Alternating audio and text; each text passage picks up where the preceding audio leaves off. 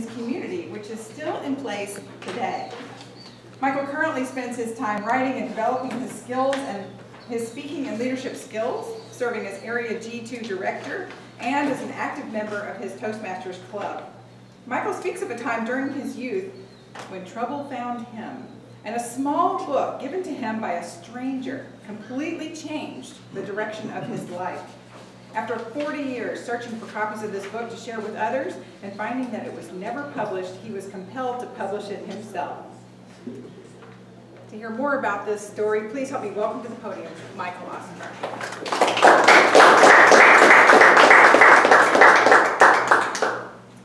Good evening, fellow Toastmasters and members of the Founders District Speakers Bureau and friends.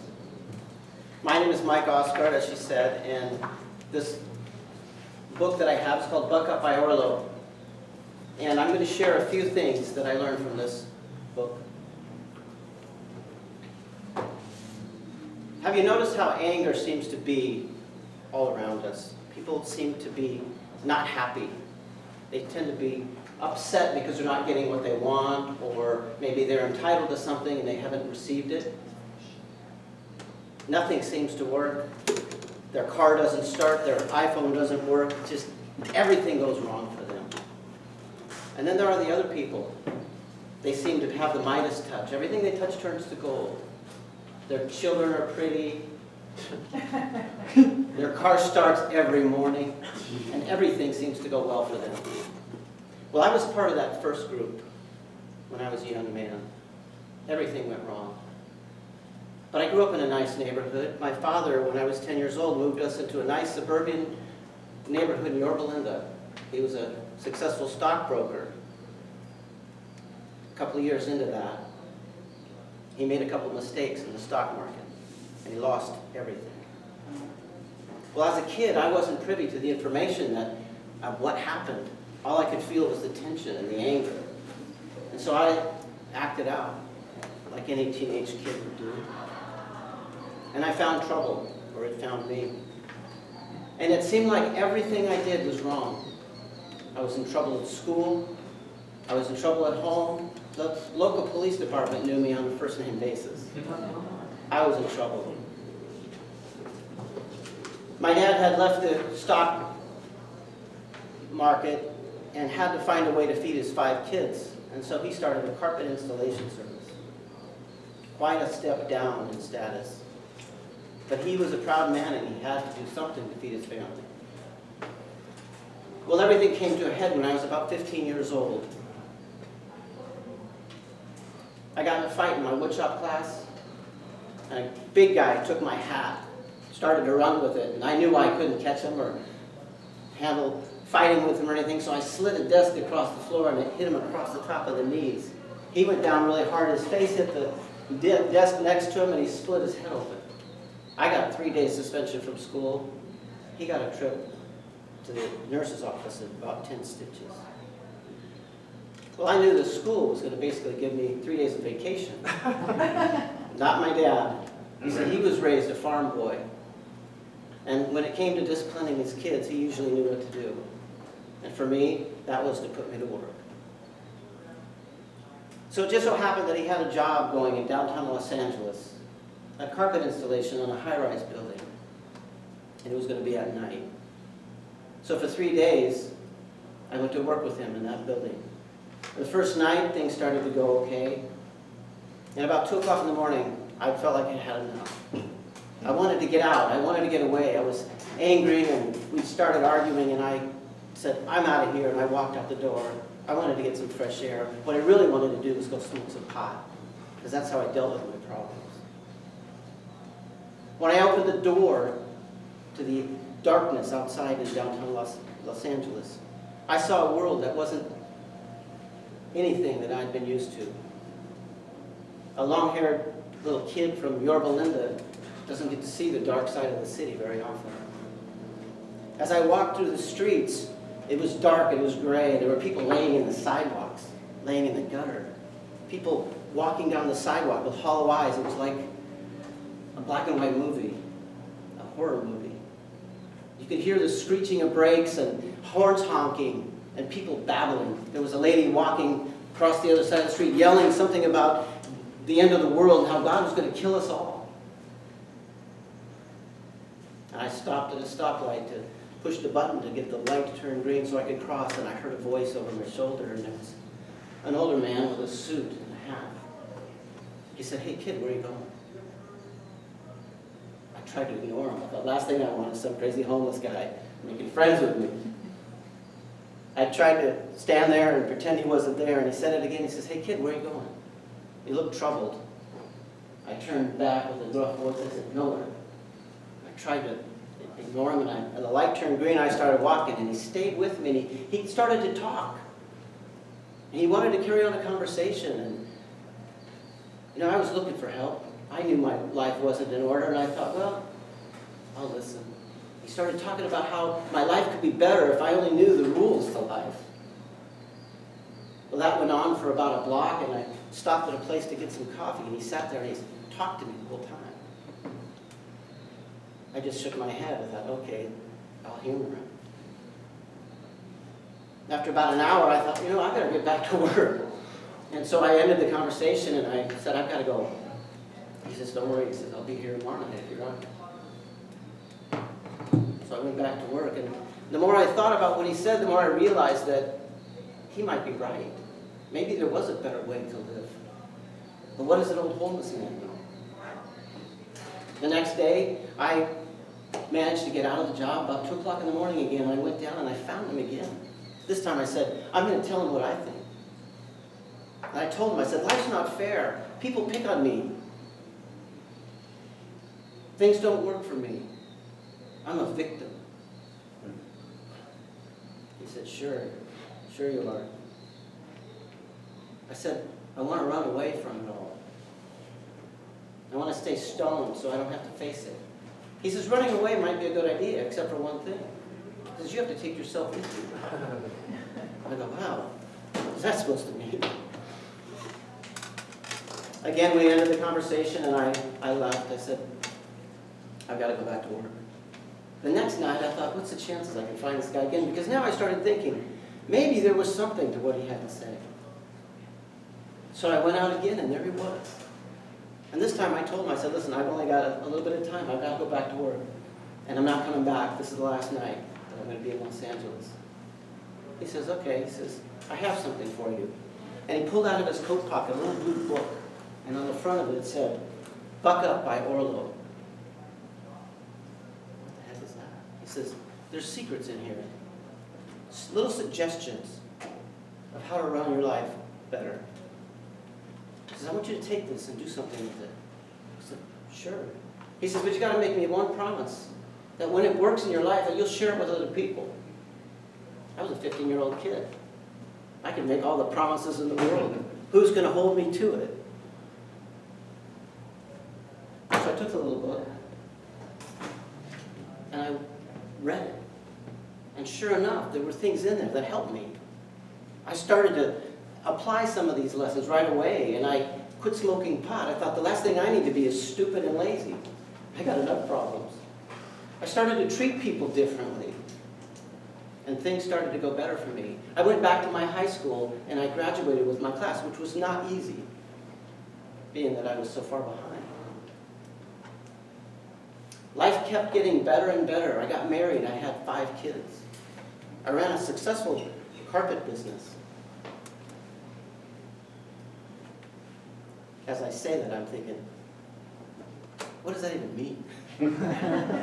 I actually started as a carpet layer, and I worked my way up all the way through to custom sanding of hardwood floors. I ran a very successful floor covering business for 35 years. I raised my 5 kids, bought homes, and I did well. And along the way, I was met with different challenges, and each time I would take the secrets from that little book and I would apply them. One day I got a traffic ticket on highway patrol. And I didn't think I deserved it, so I went to the courthouse a few days later, and I wanted to grumble, I wanted to complain, I wanted to see the judge. And when I pulled into the Orange County Courthouse parking lot, I saw lines of tarps along the wall, gray and blue shopping carts parked in between them. There were homeless people living in the parking lot. So as I walked through the parking lot, there's a stairway to get up to the court building. And when I got to this top of the stairs, I met a man face to face who looked kind of like me. He had blue jeans and work boots, flannel shirt, and a ball cap, but much older. And he looked really road worn. But he said to me, he says, "Excuse me, sir, do you have some money? Could you spare a couple bucks? I'm hungry." I said, "No. You see, I left my money in my truck so I could pay the gate toll on the way out." And I went into the court to grumble, and as I stood in that line, I thought, I have so much to be grateful for. I have a truck to drive to work. I have a job. I have a family, warm, safe, at home in their beds. I have nothing to complain about. I paid my fines and I left the court building. You see, I applied the things that I learned and things worked out well. But for 2 weeks, I couldn't get this guy's face out of my view. In my mind, every time I closed my eyes, I could see this gentleman's face, his blue eyes, his flannel shirt, his blue jeans. I thought, I have to do something. But what? One day, I couldn't sleep. At 4 o'clock in the morning, I was sitting in my garage at my workbench. That's where I read quietly because the kids wouldn't bother me.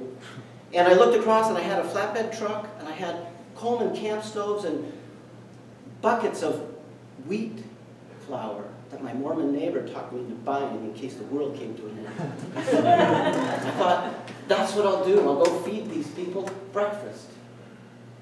So I told a couple of friends, and they gathered with me. And one Saturday morning, we met at 6 o'clock in the morning, and with a 5-gallon paint bucket, a cordless drill, and I know a big drill like this, and a mortar mixer, I was making pancake mix in a 5-gallon bucket. I had my frying pans laid out, and as I cooked, a young girl that was my kid's babysitter, her name was Heather, standing there, she was handing plates to people as they came. And I thought there were 30, 40, maybe 50 people in this parking lot that needed food. When we got done, a couple of hours later, I asked Heather, I said, "How many people do you think we fed?" She says, "Well, I've been counting because I've got to number the plates." She goes, "There was 350 people came through this line." I was stunned. You see, I acted on something that I thought I needed to do. I had no idea what would happen. Had I known there were 350 people there, I would have quit before I ever started. Sometimes you just have to do what you're called to do. Life was full of instances like this. I don't have time to tell all of them, but I have many stories like that. But my philosophies, my theories were going to be challenged yet again. Now, before you think that I lived a life of Pollyanna, it was a friend that told me I lived a charmed life, because he said everything that happens to you seems to turn out right. And he was right. But I've seen death. I've had parents die of Alzheimer's, Lou Gehrig's disease, and one of cancer on both sides of the family. I had a friend who burned to death in his own house, a mentor of mine. Heather died of a brain tumor at 30 years old. So I have seen hard times, but I've decided to apply lessons to these hard times. And whatever happens to me, I have a choice of how to respond. But my theories were going to be challenged yet again. Just a month ago, one of my 5 boys, Samuel, who's 25, called me on a Friday morning. He says, "Dad, I don't know what to do. I'm at T Street, which is a local surf spot in San Clemente." He says, "My truck got stolen. The bad thing is, I'm in the middle of moving and everything I own is in it. Would you come down here and be with me?" I said, "Sure." So I dropped what I was doing. I went down to T Street, and as he was filling out the stolen vehicle report with the local police department, I watched how he was pacing and angry. He was left with a swimming suit and his cell phone. Everything else that he owned was gone. He was angry. My children, all 5 of my boys, are like little Vikings. Easy to get angry. So when he was done with the officer, I said, "Sam," I said, "how are you doing?" He goes, "I don't know what to do." He says, I'm angry. I want to hunt that guy down and kill him." I said, "And you have a right to be angry. You've been violated." I said, "But you have a choice now of how to respond to this. The anger and the resentment and the hatred that you have for this young man who stole your truck is only going to hurt you. You see, he had befriended this guy at Starbucks that morning before he went surfing. He bought him coffee, he bought him food, and he offered to let him go surfing with him because he had an extra surfboard.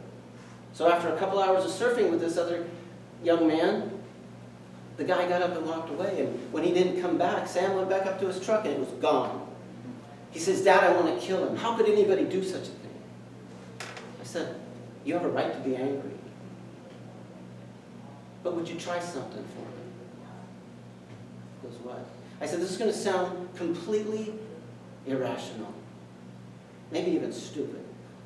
But I'm going to ask you to do something.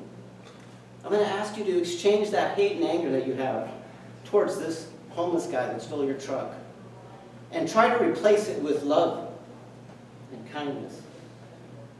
Because how am I supposed to do that? I just want to kill him. I said, "Yeah, I know it's not going to be easy." I said, "Look, you've already lost everything. You can't get any worse. You're healthy, you're young, you know you're going to recover from this. It's just stuff. Let it go." For 5 hours, I sat with him and we went through what was going on and how he could apply something different than just anger and hate. He agreed to try to do that. I let him go with a friend later that night, and the following Monday I called him in the middle of the afternoon and said, "So tell me what's happening." He says, "Dad, you won't believe it." Well, you see, I've lived with some of this concept for a lot of years, and I very well could believe it. I said, "Tell me about it. Tell me what happened." He says, "They arrested the guy Sunday night at a routine traffic stop. I got my truck back. Everything is still in it except a couple of pieces that I can track down through it. He had a couple instruments stolen that were gone. He says, I can find them through Craigslist lost. Yeah." He says, "I'm not worried about that." He says, "I think there's $100 in my wallet that's gone." I said, "So how do you feel, Sam?" He goes, "I'm amazed." Yes, he says, "Thank you so much for helping me through this. But how did you know?" I said, "I didn't know. There's no promises in life. Good things and bad things happen to all of us. It's how we respond." And I want to leave you with 3 things that I've learned. 3 out of several. The first thing that I've learned is we have control over our lives and everything in it if we choose to. Nobody can make us think a certain way unless we allow them. The second thing is, anytime you can, and especially when you can't, exchange hate and anger for love and kindness. And the third thing, let stuff go. And the worse it is, the more you need to let it go. I've suffered loss in people dying. I lost property. I lost a marriage. But I learned how to cope with these losses. I'm no different than anyone else. I long for the day when the only competition we have as human beings is in the level of kindness that we can show one another each day. Madam Chair.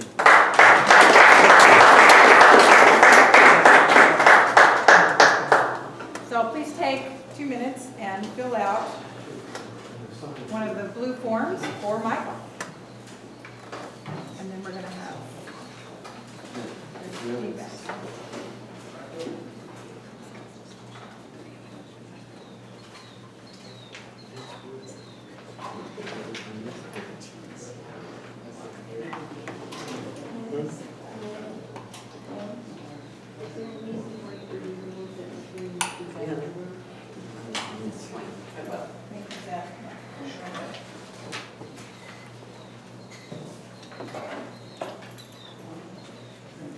Please remember to fill the blue forms. Thank you.